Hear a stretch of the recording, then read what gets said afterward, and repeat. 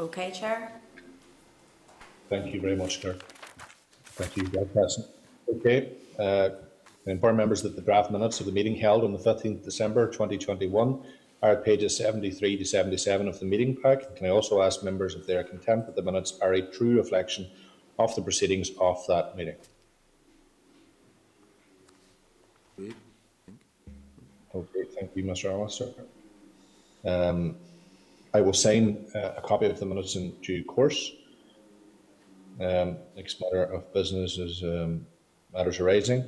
Can I remind members that at the last meeting the committee agreed to meet in person with the Chair and Clerk of the Public Accounts Commission in Westminster to discuss our role, remit and relationship with the NAO in the context of the Commission's programme of audit reform and examination of quality of the National Audit Office's audit work.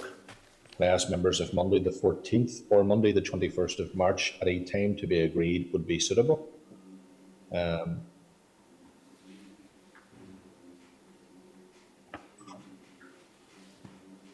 So we need to decide really, so dissolution of the Assembly for the forthcoming election is midnight on the 28th of March. So if it doesn't suit before then, it might be a suggestion to postpone the meeting until the beginning of next mandate, but it's up to yourselves. Is there anything left for us to do? Claire, could you shine some light on any outstanding? I think we're... I mean, it's just that the dates that were suggested were Monday the 14th or Monday the 21st of March. It's really just, if they're coming over in person, just to be clear that the members would need to be available to meet with the Chair, and that it's raising expectations. I mean, we will have, our report obviously will be published by then, so I don't know whether you would be content to send the report to them once it is published and put it in the legacy report, that perhaps the next committee, enters into engagement with the Public Accounts Commission in Westminster. But really it was just a case of availability. I think it would be a bit embarrassing because March would be very busy if they turned up and we couldn't produce a quorum or there was only 2 people. Yeah, and this is a continued issue that we have, like, regardless of the numbers of members in the committee, which should be 5, we're down to 4 because the absence of one particular member hasn't been addressed by our party. So quorum is a difficulty. The 21st, I'm just checking my diary, Clerk, the 21st of March would not be possible for me.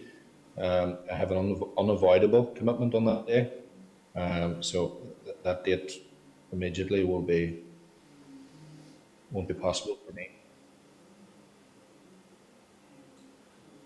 So it was the 14th or the 21st? 14th to the 21st. Both of which are Mondays? Both of which are Mondays. Which has its own complications. What time of the day were we talking? We haven't had a time agreed yet. I had been thinking about party meetings, in the Monday morning, so it would have to be later. But it's just that, the Chair and the Clerk would be travelling over here, flying over here specifically to meet. So it's just... I must say, with a sitting day, who knows what the business will be at this point. You wouldn't want to bring them here and it's all caught in the chamber. Yeah. The difficulty, I suppose, is that given that there is significant legislation coming forward through the House, Clerk, it is very unpredictable and very difficult for us to determine a suitable time frame on a sitting day. With that said, there may, I don't know how appropriate this would be or not, but it may be suggested to our guests that we may require some slight flexibility on the day. But I'm sure that on the day, as we are in the House, we may be able to accommodate without difficulty, but it's just if something comes up at a particular time, just in case it falls on the slot that we have allocated for them. So that probably would be the difficulty. I think between now and the 20th of March, we are going to be in this grey area because we are not entirely clear. Last week was a solid example of how a private member's bill lasted 3 days on the floor of the Assembly. So If it's, you would like, Chair, I could go back to the clerk and explain the position. And, you know, because I'm conscious of their travel arrangements, you know, changing flights, etc., it's not going to be easy. So if they were content to be flexible, if they had capacity to be flexible, I could just play it Yeah. and I could discuss at an official level whether it's feasible or not. And- They obviously haven't booked any flights yet. Not yet, no.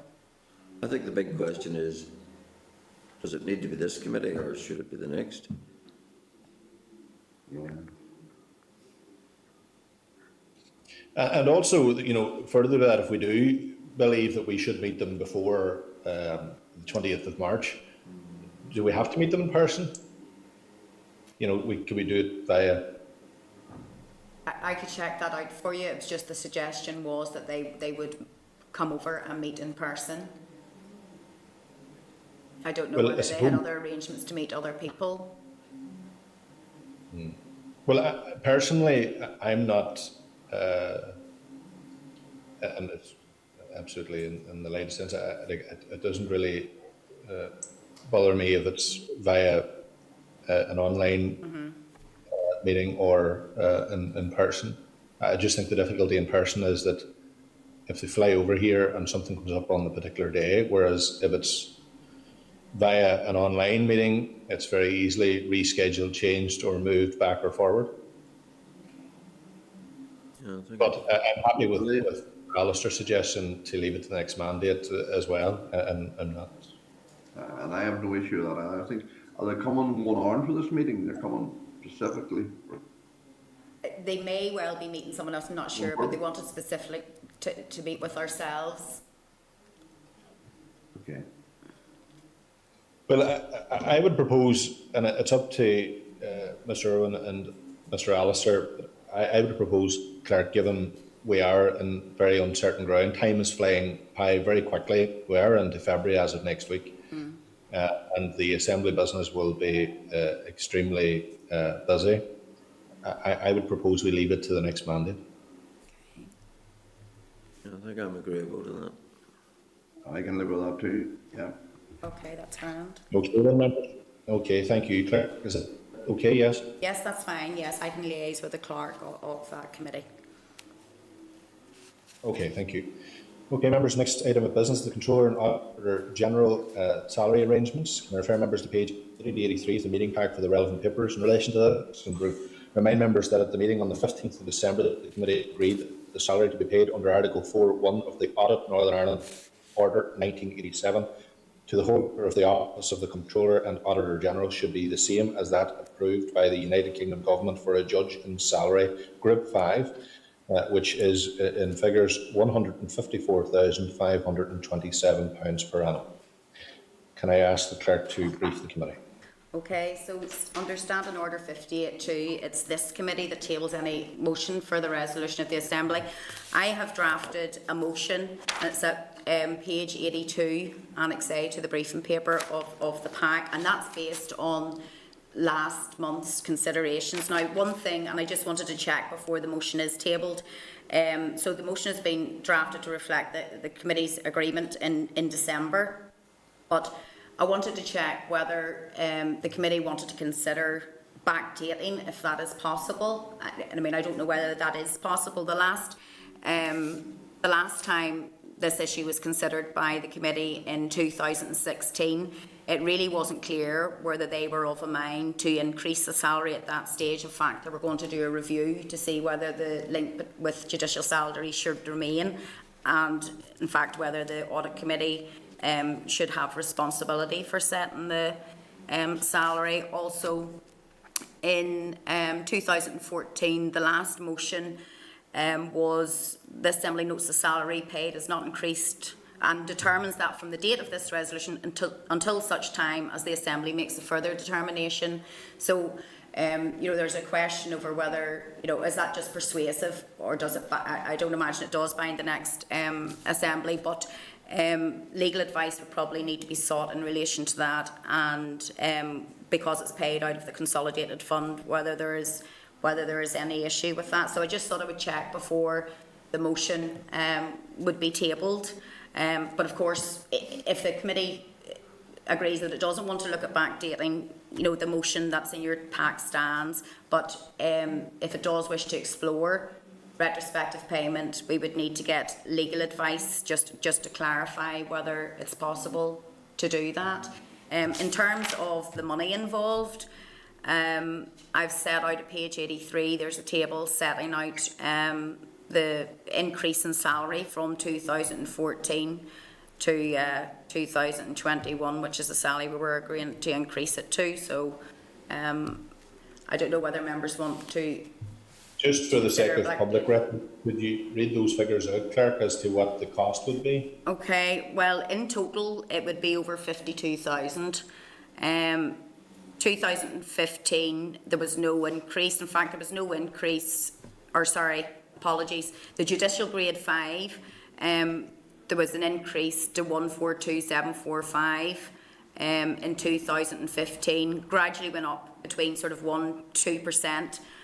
Up until today's this year's salary, so it works out at just over 52,000 in total, and that's backdated from 2014. That's backdated. That would be backdated from 2014, and of course there would need to be. You would need to look to see whether that salary, at any particular time in that whole cycle, didn't actually exceed that payable to Hawks, the highest paid civil servant. I suppose it's up to the committee to decide whether it wishes to explore retrospective payment or whether it doesn't, and that determines how we move forward with this. Could I ask how we look at this, Claire, going forward? So I think there was a recognition at the previous meeting that the salary of the CNAG needed to be looked at and brought into line. So I think on that basis, we may have to consider the detail of this, whether or not that we believe it's appropriate or not. Maybe it's a different situation. Mr. Alistair, what's your thoughts on? I was just going to ask, has there been any representations from the current office holder on this subject? No. Would there also be knock-on pension implications? Yes, that salary, the 154, there would be pension implications for those years, yes. And does the present office holder on retirement qualify for a final salary pension? Or I actually don't know. I don't know the answer to that. Mr. Alistair, I think they're important questions. Maybe we should seek clarification or return to this at the next meeting. Okay. When does the present occupant depart? Well, the correspondence we received, or the notification we received, I think it was sort of the end of this financial year, but I don't know whether there was a period where he's going to stay on for a handover to the new CNAG. I understood it was to be March, and I'm not sure. End of March. March, yeah. I don't think any of us want to be unfair to him. But I think we do need to understand our other wider implications. Yeah. So are you content that we get the legal advice to see whether it is actually possible? Yes.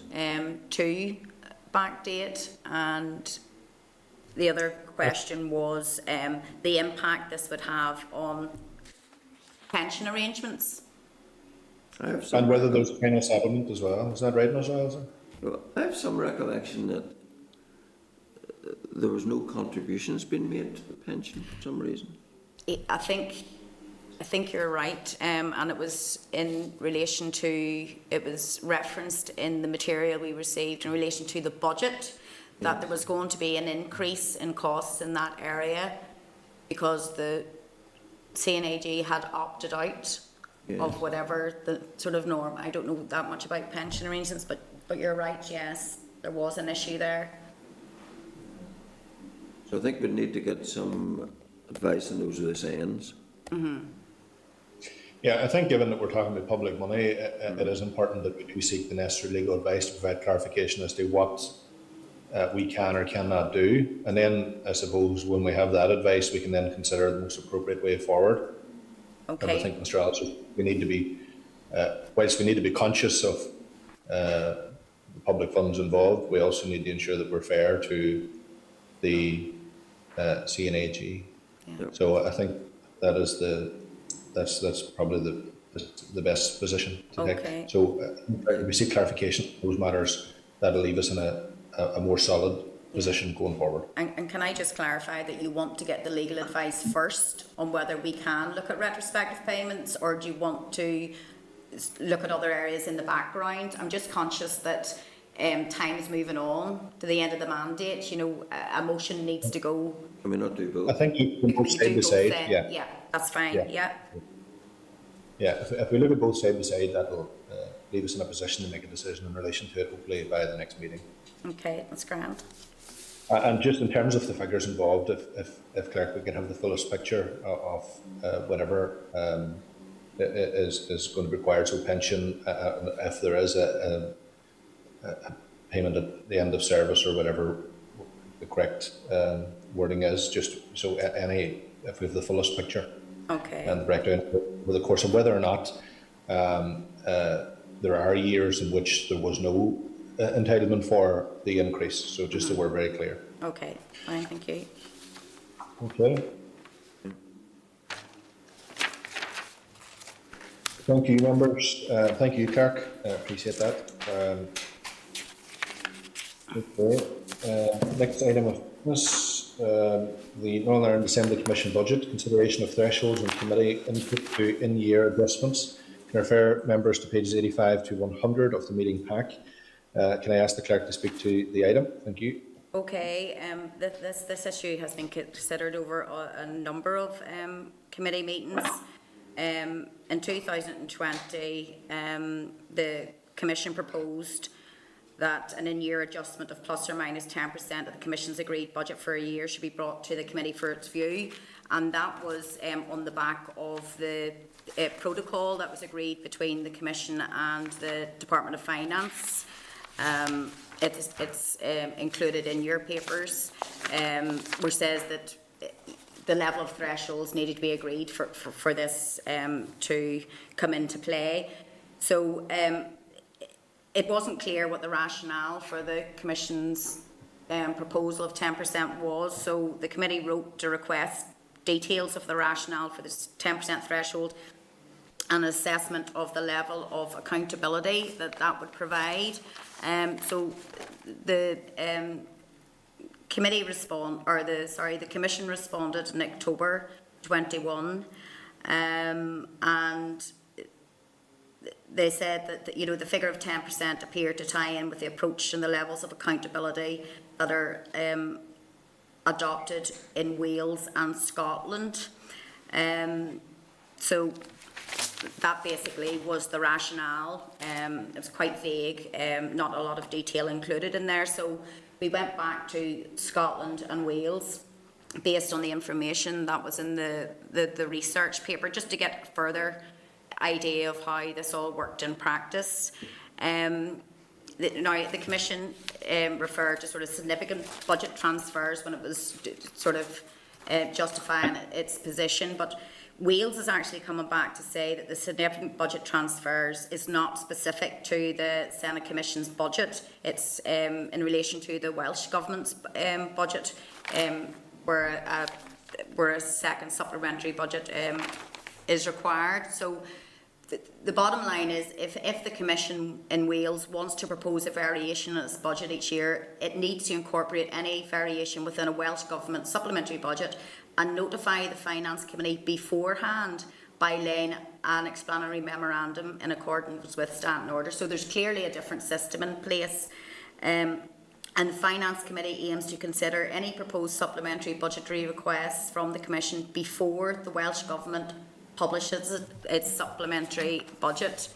In terms of Scotland, the arrangement is that their corporate body has committed to keep both the committee and the Scottish Government informed of any substantive changes to the Parliament's budget. We don't have any idea of what sort of substantive changes are, but in practice, there are a number of in-year adjustments to the Commission's budget. All are handled through either an autumn or spring budget revision, which are regulations laid by the government, then considered by the committee and agreed by the wider Parliament. So again, it's a different system. But throughout the whole process, both the Scottish Government and the committee are notified of all changes to the Commission's budget. And if the change is substantial, the committee may invite the Commission to provide further details or give evidence at the meeting in which the regulations are considered. So the research paper probably didn't provide the full picture, but we have a better picture now. So in terms of moving forward, there probably are a number of options. You know, if the committee's in a position to form a view and actually suggest a percentage threshold, that's fine. You know, you could write to the Commission and outline the reasons for that. If the committee isn't in a position to form a view, you may wish to send the responses from Scotland and Wales to the Commission and ask that in light of the information we now have from other jurisdictions, it gives further consideration to its 10% proposal. You could also ask officials, you could send the cars or the responses from Wales and Scotland to them, and perhaps invite officials to the next meeting to maybe try to move this on a bit. Okay, thank you, Clerk. Mr. Allister, Mr. Irwin, have you any views? Certainly, I think that the blanket 10% is something we should not tolerate.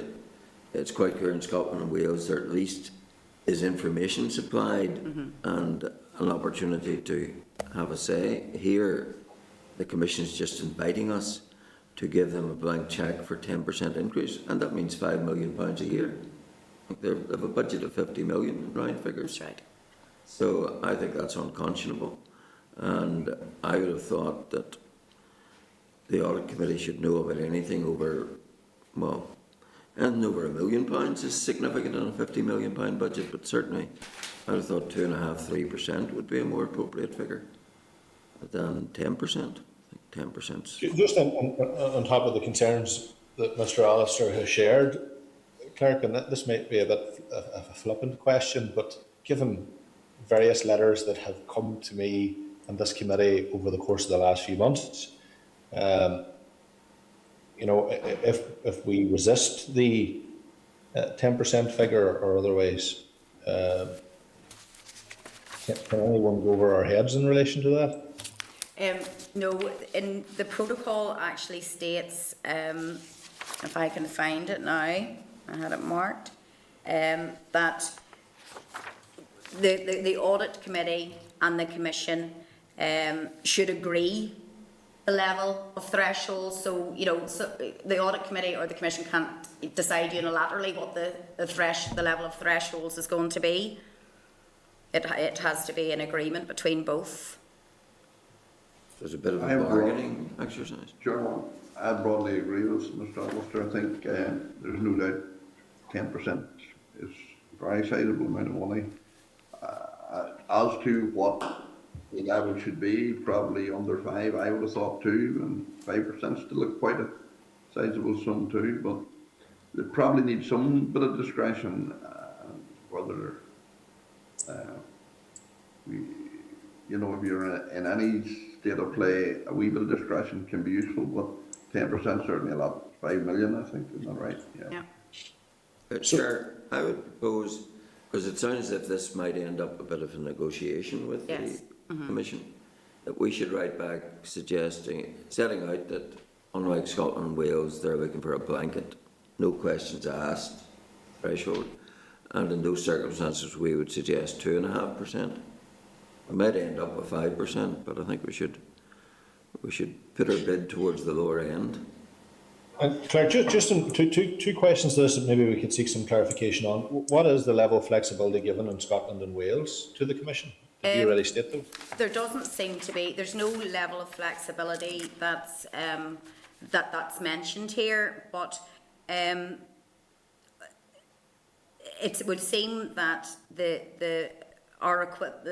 this committee's equivalent body knows. We don't know Yeah. what happens until the statement comes out.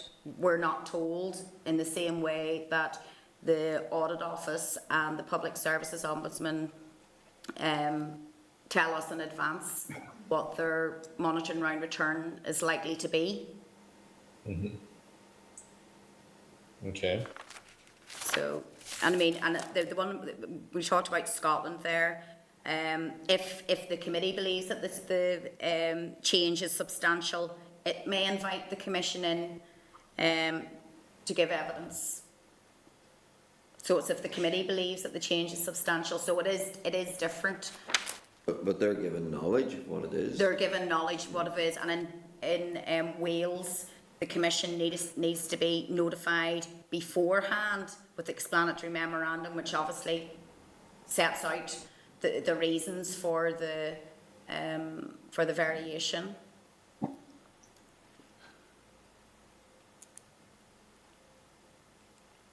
What are the reasons in relation to the request for plus or minus 10%?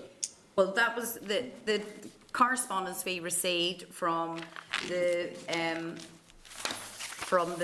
Speaker. the Speaker's office. There was no real information in it. It had said that they had looked at the research paper that we had provided, and they noted that it is significant or substantive changes that are reported, but that isn't necessarily the case, and we know that now from doing our own sort of investigations. They've said that figure then of 10% appears to tie in with the approach and levels of accountability that are adopted in Wales and Scotland. But so it doesn't. They said that that's right. The underlying rationale for the figure is to seek to ensure that the threshold is set at an appropriate and practical level. So, well, I mean, it's up to yourself whether you accept that as a rationale. Well, there's not enough information on it. So what would these extra funds be used for specifically? If they have a budget and they've outlined what the budget is required for, etc., what's this significant level of flexibility actually? Yeah, and I suppose it's not just bids; it could be surrenders as well.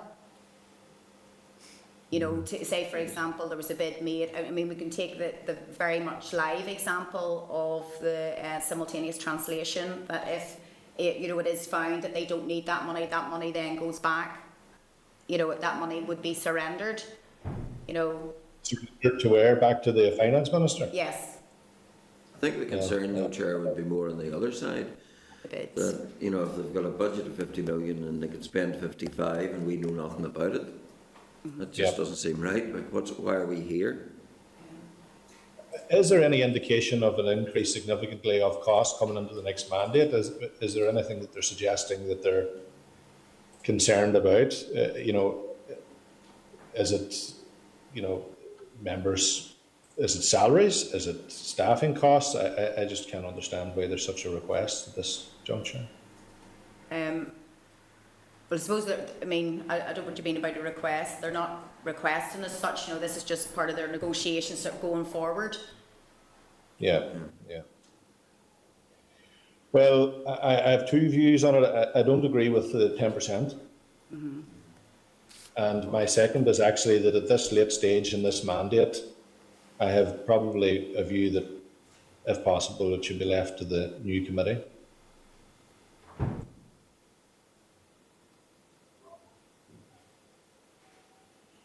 Though, are we not in a position if we don't agree anything with them? What's the 10% position? continues. If we don't agree anything with them now, the position stands until an agreement is reached, in that we're not told. Yeah, so they could spend away and we wouldn't be told. Could Right. You wouldn't find out afterwards. they? Yeah. All right, okay. So really this is a restricting exercise then? Yeah.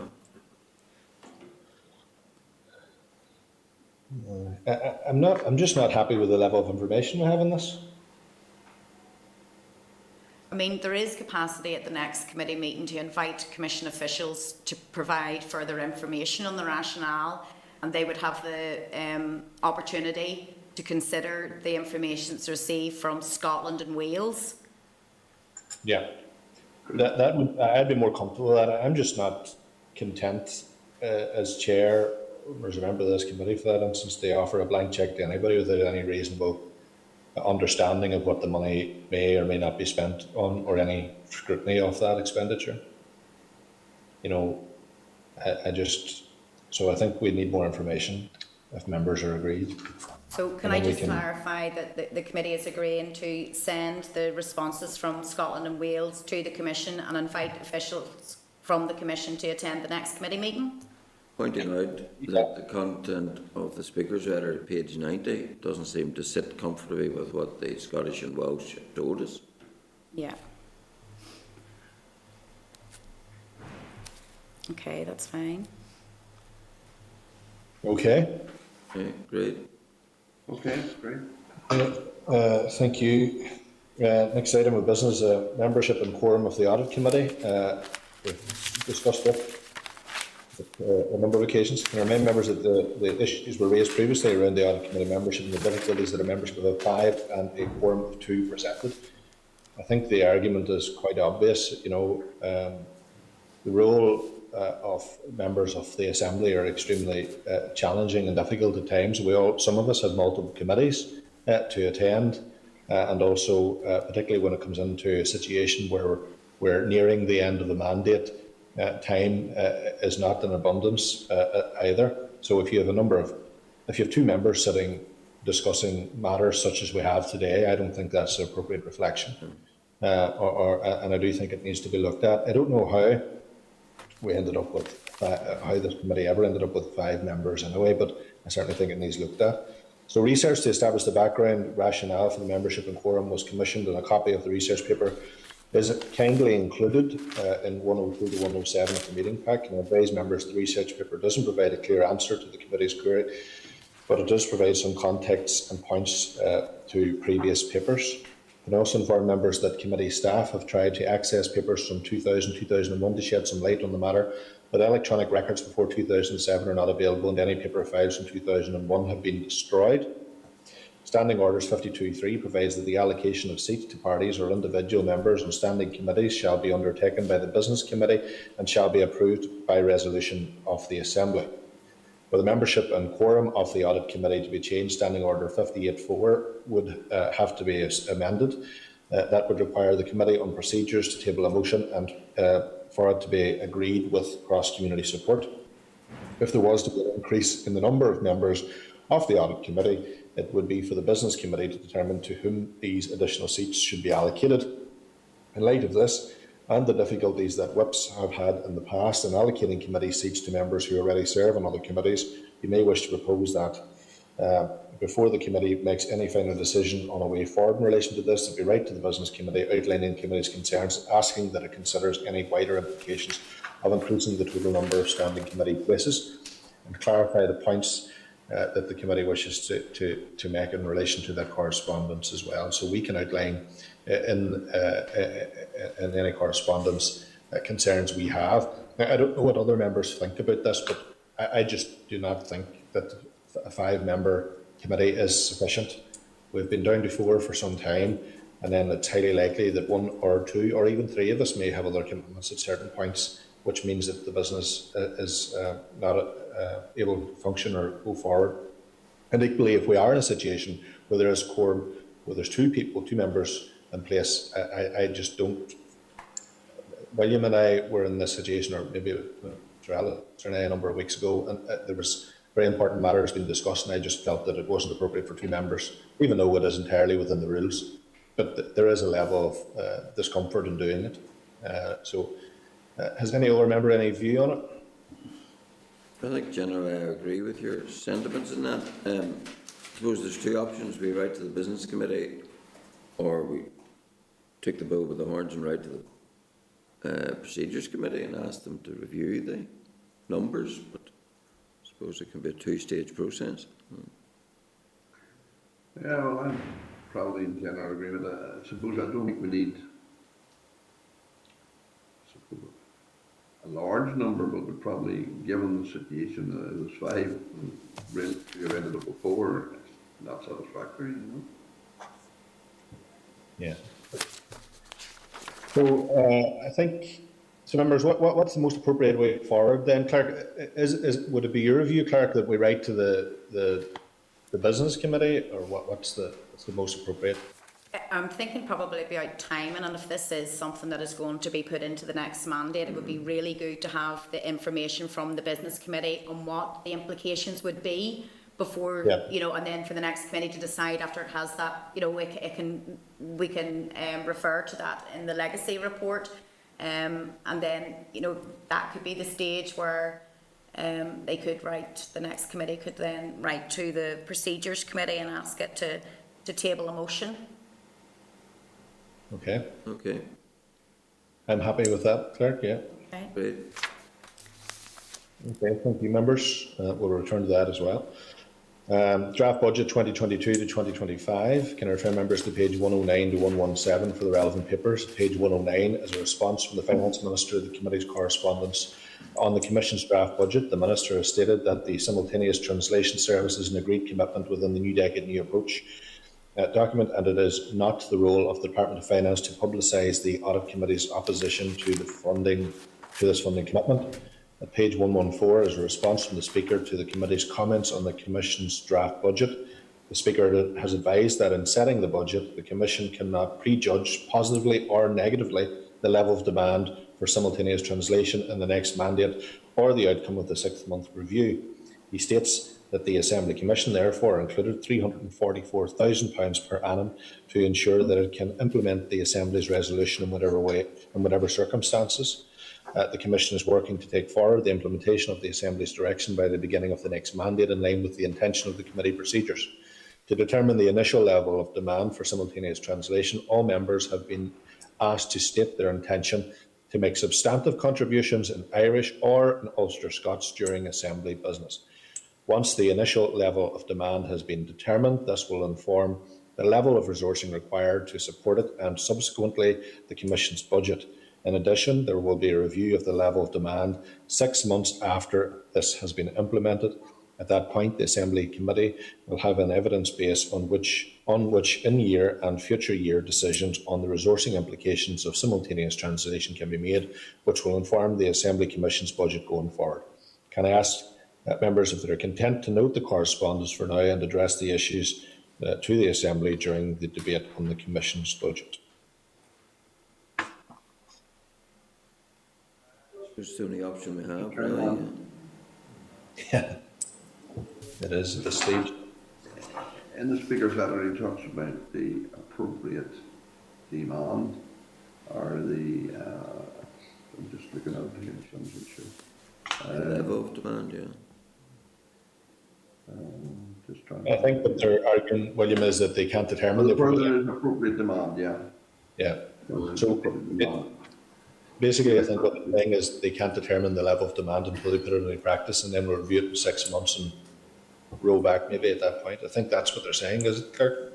But they're going to establish the demand from the existing assembly for provision in the next assembly, which may be different.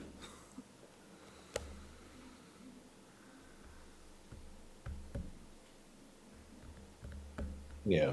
But I think there are points to be made in the budget debates just.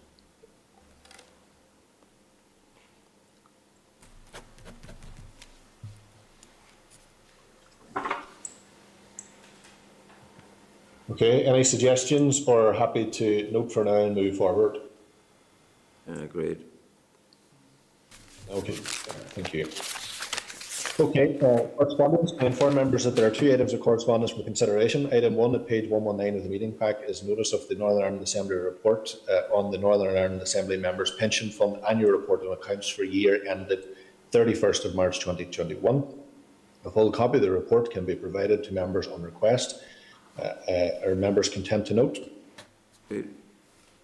Okay, and item 2 at page 120 of the meeting pack is a notice of the Northern Ireland Audit Office report on contract award and management of Project Stratum. A full copy of the report can be provided to members on request. Are members content to note? Yeah, great. It'll be a real eye opener. Yes. Yeah. Okay, members. Any other business? No.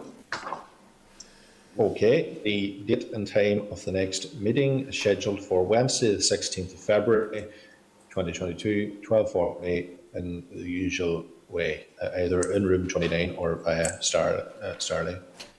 Thank you, Clerk. Thank you to the committee staff team for your continued help and support. And also thank you. And we'll follow up with the next meeting. The meeting is now adjourned. Okay. Thank you. Okay, thank you. This is the Northern Ireland Assembly Committee Room 29. This is the Northern Ireland Assembly Committee Room 29.